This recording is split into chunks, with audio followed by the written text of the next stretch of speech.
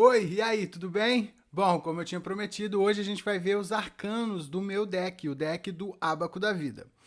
Como vocês sabem, o deck foi feito com base num poema. O poema A Matriz Existe e é um poema. O poema é o seguinte, ó.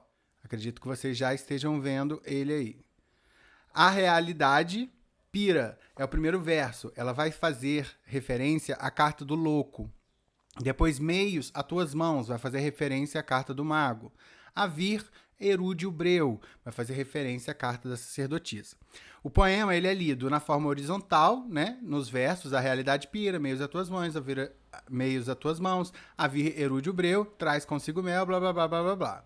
Mas ele também é lido, e aí por isso ele é chamado de matriz, na forma de acróstico, na vertical. Então ele vai, as iniciais de cada verso vai formar o nome A Matriz Existe e é um poema.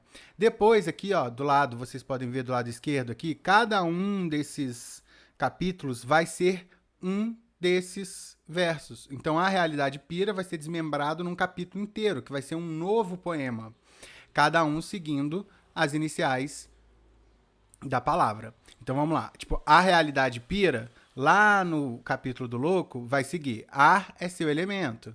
E vai formar a realidade pira se a gente lê ele de forma vertical. E cada um dos versos vai formar a inicial com o verso original, que é a realidade pira, que vai ser o verso matriz. Bom, e fazer o poema dessa forma é uma maneira de representar essa vida que cada arcano do tarô tem por si próprio, essa forma de expressão e de narrativa que cada um dos arcanos possui. Eu acredito que ir acrescentando novas camadas, novos versos, novas letras, novas imagens, novos símbolos a cada carta do tarô é uma maneira de dar a ele a essa vida que, por exemplo, a Aleister Crowley falava que cada carta do tarô era um templo vivo. E eu acredito muito nisso. E cada verso sendo um novo verso é uma nova forma. É como se você olha por aquele prisma. E aí ele tem diversos lados, né? São olhares. E poder fazer isso, esse trabalho foi incrível, porque dimensiona o quão profundo é o tarô e como ele pode ajudar a gente a, nossa, conhecer cada pedacinho do nosso interior. Dito isso, vamos ler os poemas, os versos do poema, e aí a gente vê as imagens. O que vocês acham? Ó, vamos lá. Bom, a realidade pira, o primeiro verso do poema, ele vai fazer referência então à carta do louco, e a imagem do louco é essa daqui. Já abri direto nela. The Pyre of Reality, ou então a realidade pira. Em tradução livre seria a pira de realidade, né? A pira da realidade. Foi essa ideia mesmo que eu quis passar no louco quando eu fiz esse desenho, né? Através da inteligência artificial. A ideia de um surgimento ali, né? A gente vê bastante fogo, a gente vê as estrelas no fundo, a gente vê essas rochas embaixo, a gente vê esse ser humanoide ao centro. Se você virar aqui de lado, você consegue ver o cachorro aqui, ó. Acho que vocês estão vendo o mouse, dá para ver o circular. Aqui é o olho do cachorro, focinho e boca, para que vocês consigam ver o cachorro, que está sempre acompanhando o louco em outros baralhos. Do lado de cá a gente tem o louco, né? O tolo, propriamente dito, aqui com a boca aberta, o olho semi-cerrado, meio em dúvida do que fazer, olhando para baixo, enquanto o cachorro olha para cima, para as estrelas. Esse amarelo eu acho que combina com a carta do louco, porque vai falar na questão do significado das cores em alegria, né? E a alegria é uma expansão, é algo que se abre, né? Todas as chamas dessa carta vão fazer referência, colocando ela em pé de novo para que a gente veja. Todas as chamas dela vão fazer referência ao Big Bang, que é o início de tudo, é o início do universo, é o início da própria vida humana, né? Que precisou antes o universo se desenvolver, os planetas, e aí a vida aos pouquinhos crescendo até chegar no homem. Então, o louco é esses grandes inícios, essa grande potencialidade, essa grande forma de energia inicial, de pontapés, de starts mesmo, né? Ele vem segurando aqui, bem aqui, ó. Ela é muito clara, vou tentar dar um zoom. mas ele está segurando uma bola de cristal e vai fazer referência aos oráculos da humanidade, ao oráculo do tarô, ao oráculo, todos os oráculos, né? É um símbolo bastante místico, muito ligado à bruxaria, muito ligado aos magos também. É, e aí, assim, a carta do louco significando todas essas coisas, com todos esses símbolos, a gente vê aqui também referência à astrologia, astronomia, né? Com as estrelas. A gente pode, voltando lá para a imagem assim, a gente vê que o tolo e o cachorro, eles não se olham, né? Cada um olha para um lado, enquanto o tolo tá olhando para o chão, o cachorro tá olhando para as estrelas. Esse ser no meio, né, que é o louco, esse ser andrógeno, a gente não tem certeza se ele é humano, se é uma alma, o que que ele é, o que que ele pode se tornar, né? Porque o louco, sendo essa carta inicial e iniciática, ele pode se tornar qualquer coisa, ele pode o vir a ser, né, do louco, ele é muito complexo e amplo, assim como foi, por exemplo, o Big Bang, que vai fazer referência nessa carta, né? Como o elemento dele é o ar, o amarelo muito presente, né, para fazer essa referência ao ar e também dando alcance para essas chamas, fazendo ela pegar mais fogo, né, que precisa ali do nitrogênio, do ar, do oxigênio para que as chamas ganhem impulso. Então o ar está presente dessa forma, né, também. Ele tem uma roupinha meio como chama, antiga, de época, digamos assim, medieval. Aqui a gente pode ver até uma armadura, talvez. E ele sai de uma fenda, né, temporal, uma fenda espacial. Essa criação do louco aqui, ele é meio atemporal, meio desconectado da realidade, digamos assim. Eu gosto muito, foi a primeira carta que eu criei no Dali, né? E eu achei que ela tem bastante sentido com o que o tarot propõe. E eu busquei, né, representar nas imagens o que o poema tinha dito. Então eu acho que atendeu bastante as expectativas e eu acho que começar o deck com essa carta faz todo sentido por todos esses símbolos que eu acabei de falar. E aí a gente vê aqui então as chamas, vamos ficar com isso em mente, porque as chamas estão aqui. Então vamos lá, o Big Bang fez pum, e aí as coisas vão começar a surgir a partir dali. Aí vem o mago, que é essa carta aqui, e ele vai vir com conduzindo, né, essas chamas. Ele vem então, antes o que era uma bagunça lá na carta do louco, aquele fogo todo desvairado, o mago vem suturando, ele vem construindo aos poucos as linhas que vão dar origem à casa dele, vai fazer referência à letra hebraica de Beit, né, que significa casa. Então você pode ver que ele vai criando as linhas aqui em volta, ele vai tomando o controle da situação e parece que ele está fazendo isso por muito tempo, porque ele já tem uma longa barba aqui, então ele adquiriu bastante sabedoria, bastante inteligência. Essa inteligência e sabedoria também é representada por essa luz que invade aqui na cabeça dele, no chapéu dele, triangular apontando para cima, que também vai fazer referência a essa a um ser pontiagudo, né, que se fala ali da cabeça triangular, é aquela coisa dotada de perspicácia, sabedoria, inteligência, agilidade de pensamento, que é tudo que o mago é, né, porque se ele está conduzindo as chamas, criando uma realidade, ele precisa ter sabedoria, ele precisa ter inteligência e todas essas características mentais bastante afiadas. Outra referência que faz aqui, mais subjetiva, mas que eu gosto muito, é o formato desse mago. Se você tirar só os vetores dele, você vai conseguir ver uma espécie de ave com as asas abertas. E aí eu fiz uma fábula também para representar isso, que se chama O Cachorro, o Pássaro e a Aranha, que são as 3 primeiras cartas do tarô. Vocês vão entender a aranha quando eu mostrar a sacerdotisa. Mas o que eu quero dizer inicialmente? Na fábula, o cachorro ele fica tentando atravessar um rio. Ele está de um lado do bosque, ele tenta atravessar para o outro lado. Por que ele tenta fazer isso? Porque ele vê todo dia um passarinho voando de um lado de cá indo para o outro lado. E aí ele fica, por que ele não pode ir para o outro lado? Ele não sabe nadar, ele não consegue chegar do outro lado do rio. E aí, numa dessas tentativas que ele fica lá bolando para tentar atravessar o rio, ele encontra uma aranha. E ele vai vendo que a aranha vai se distanciando cada dia mais do lado onde ele está do rio.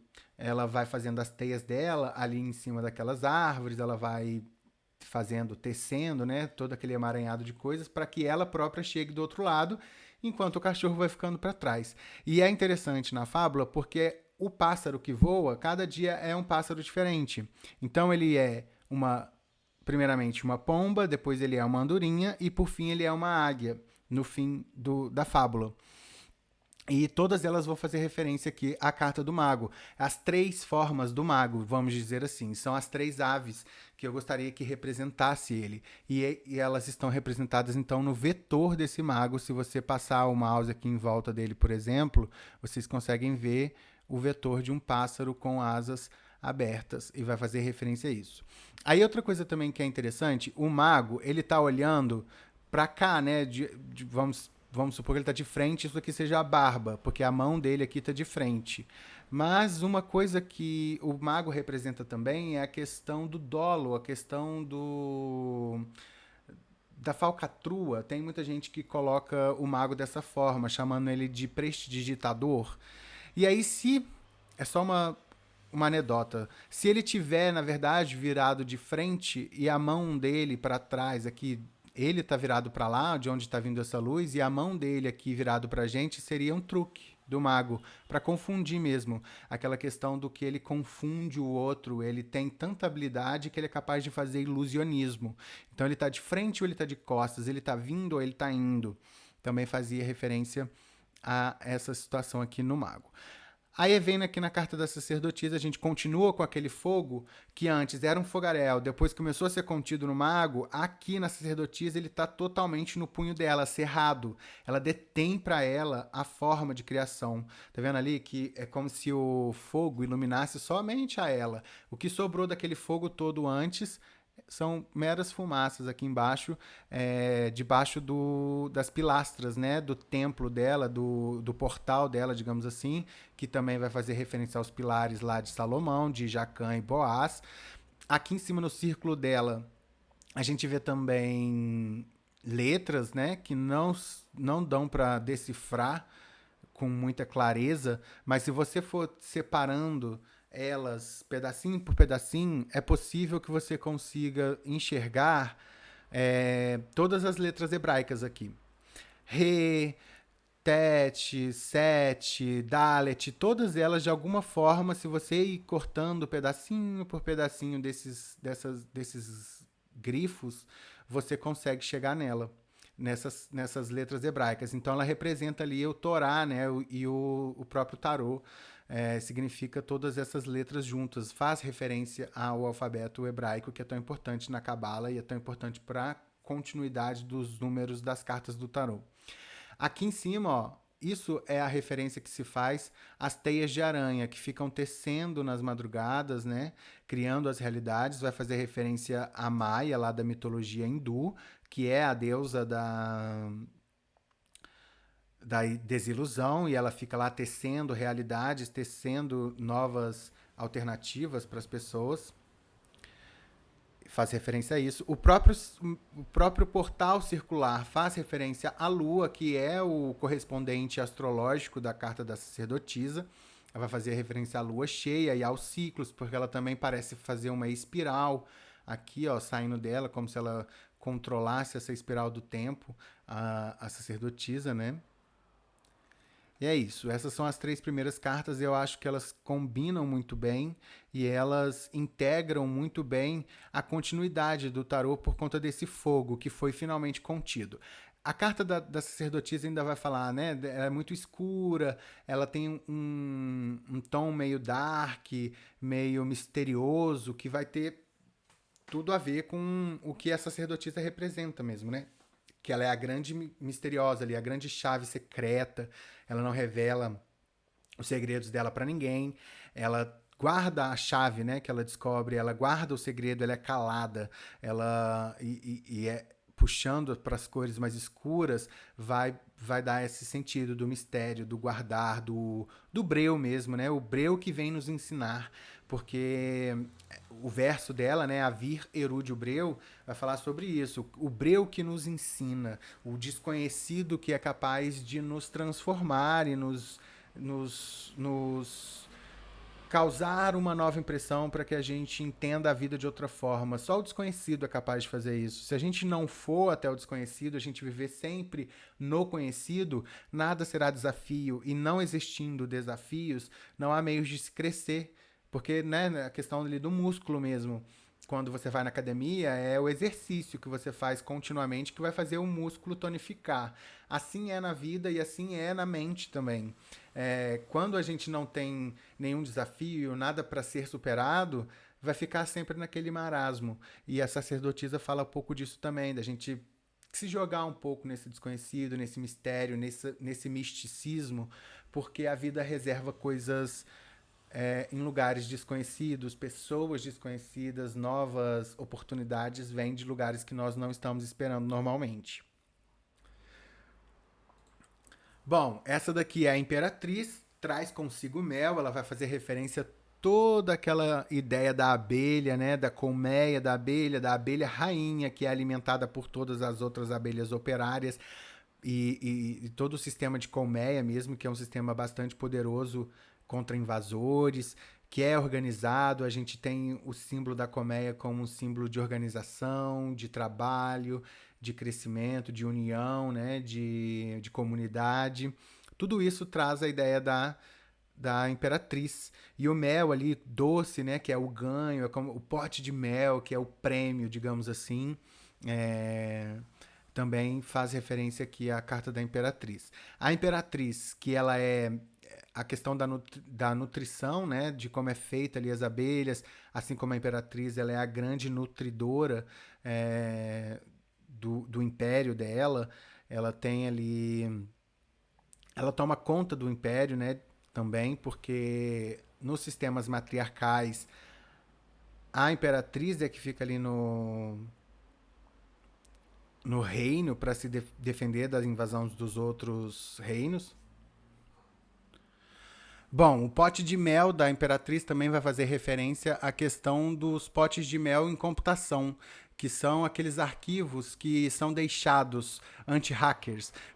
Quando os hackers vão invadir algum sistema operacional, alguma coisa ligada à computação, é deixado pelo quem organizou aquele sistema alguns itens que poderia ser tipo assim o prêmio para aquele hacker tá invadindo ali, só que na verdade ele não conseguiu acesso ainda.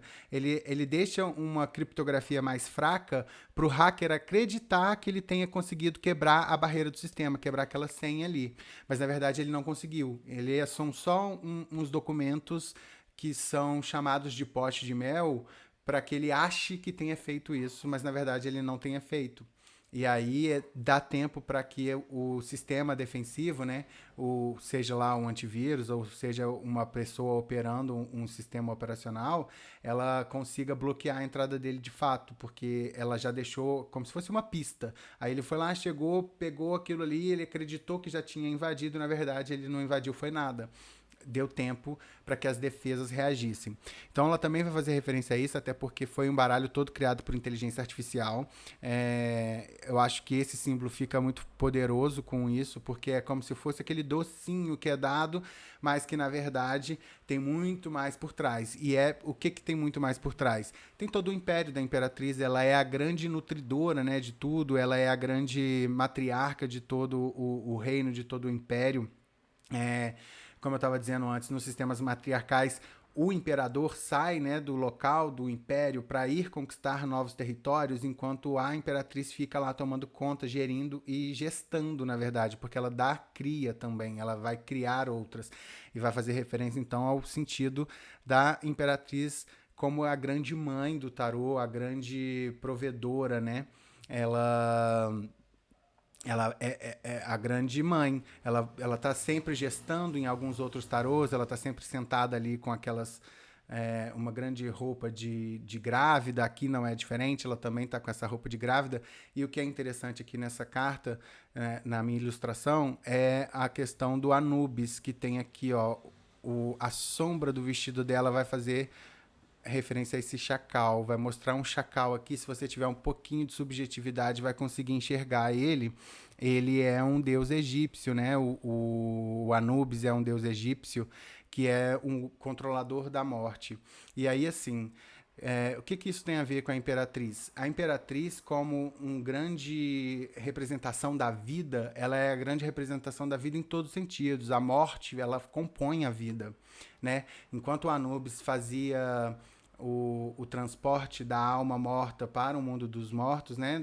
A alma do ser humano ali que morreu, a alma dele encaminhar lá para o mundo dos mortos, a Imperatriz aqui ela dá a vida. E o inverso é também proporcional, porque a Terra também absorve de volta aquilo que foi criado ali. Então a deusa da Terra, ela onde nasce morre, né? Aqui estamos na Terra, aqui morreremos, então voltaremos à Terra. Tem até, assim, muita gente vai achar uma referência meio boba, meio pictó, pictográfica demais, pictórica demais, mas é uma boa referência, que é a questão do Avatar lá no filme do James Cameron. Eles têm esse cuidado de quando matar um animal, ele volta para a Terra. Então tem todo um ritual ali de que é como se a energia fosse emprestada pela Terra e não seja nossa de fato. Muito bonito isso, eu gosto muito disso. E eu acho que a Imperatriz significa isso também. Toda a vida que a gente tem, toda a capacidade gestacional e de gerir que nós temos, de nutrir que nós temos, ela vai ser devolvida, porque em algum momento isso vai acabar. A gente vai ter que devolver para a Terra para que um novo broto saia, para que uma nova planta saia, para que um novo ser humano saia. E aí, independente da sua crença, independente se tem ou não reencarnação, se tem isso, tem aquilo outro, é só a referência pelo símbolo mesmo, né? O símbolo da energia emprestada, a energia que vem da natureza, que vem da Imperatriz, e a gente devolve, e o Anubis, né, que está representado na carta, vai fazer esse transporte para que a gente chega no outro mundo, do outro lado do mundo, né? O mundo do outro lado. O que mais que eu posso falar sobre a Imperatriz aqui? Aqui no cantinho tem um borrão que eu tentei fazer um gatinho preto, mas eu não consegui. É muito difícil conduzir os robôs da inteligência artificial. Não é tão simples assim. Você tem que inserir bastante minuciosamente o que você quer. E às vezes ele entende errado. É um trabalho difícil que eu acredito que manualmente poderia ser integrado. Mas como não é a proposta, deixei a sombrinha dele ali mesmo e ficou por assim, esquisitinha, sendo só uma sombra. Mas a referência do gato preto, então, seria, de novo, a astúcia, a inteligência, a habilidade, que também são características da Imperatriz, porque, como eu disse, ela tá lá, né, no trono dela, e ninguém toma o trono da Imperatriz. Ela é a grande matriarca. Então ela precisa dessas características também. O familiar, né, o gatinho familiar também, ele é muito ligado à bruxaria, à Wicca, várias religiões que têm o gato como uma divindade. No próprio Egito também, eles cultuavam bastante os gatos. E eu quis botar esse símbolo aí também. Deixa eu ver. Eu acho que a cor amarela e verde, tem um pouquinho de verde aqui, representando a colmeia da abelha, também tem a ver, né? O verde vai representar Vênus, que é o planeta correspondente a ela, astrologicamente falando. E na Cabala, né, que é o Netzah, lá, o número 7, também vai fazer referência a Vênus. Também tem a questão do verde. Eu acho que o verde compõe bem com o amarelo e faz essas referências cabalísticas e astrológicas. E aí eu acredito que a gente possa passar para a próxima carta, que é o Imperador. Bom, o Imperador, ele, enquanto a Imperatriz está lá no reino, cuidando do reino, o Imperador está indo conquistar novos territórios. E ele vai lá na frente de um exército, assim, né? Ele é poderoso, ele é combativo, guerreiro, ele é um general de guerra. Ele tem essa armadura, ela é composta por raios e trovões. Aqui, né, em cima, fazendo referência até à energia de Xangô, para as religiões afro-brasileiras, da Umbanda e do Candomblé.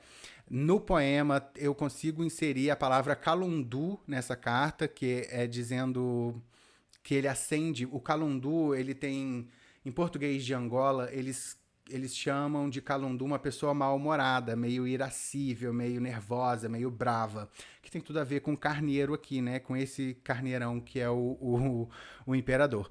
O carneiro também vai estar simbolizado aqui, que é o símbolo dele, né? Astrologicamente, ele é ligado a Áries. Então, ele vai fazer aqui uma referência também subjetiva, mas ao formato do símbolo de Áries. Bom, ele tem uma espada aqui atrás dele, é, nas costas, né, que ele vai utilizar para o combate dele.